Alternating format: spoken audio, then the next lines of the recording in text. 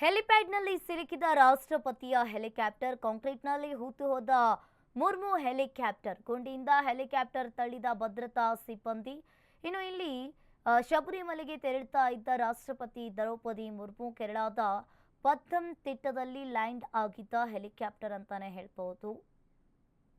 ಕಾಂಕ್ರೀಟ್ನಲ್ಲಿ ಹೂತು ಹೋದ helicopter ಗುಂಡಿಯಿಂದ helicopter ಅನ್ನ ತಳ್ಳಿದ ಭದ್ರತಾ ಸಿಬ್ಬಂದಿ ಅಂತಾನೆ ಹೇಳ್ಬೋದು. ಶಬರಿಮಲೆಗೆ ರಾಷ್ಟ್ರಪತಿ ದ್ರೌಪದಿ ಮುರ್ಮು ತೆರಳುತ್ತಾ ಇದ್ರು. ಇದೇ ಸಂದರ್ಭದಲ್ಲಿ ಕೇರಳದ ಪತ್ತನಂತಿಟ್ಟದಲ್ಲಿ ಲ್ಯಾಂಡ್ ಆಗಿದ್ದ helicopter.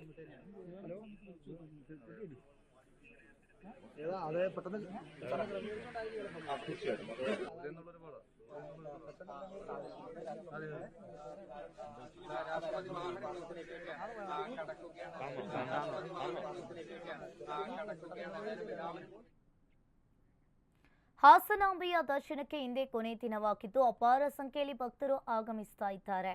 Action prince Dhruva Sarja ಸಹ ಹಾಸನಾಂಬೆಯ ದರ್ಶನವನ್ನ ಪಡೆದು ಪೂಜೆಯನ್ನ ಸಲ್ಲಿಸಿದ್ದಾರೆ.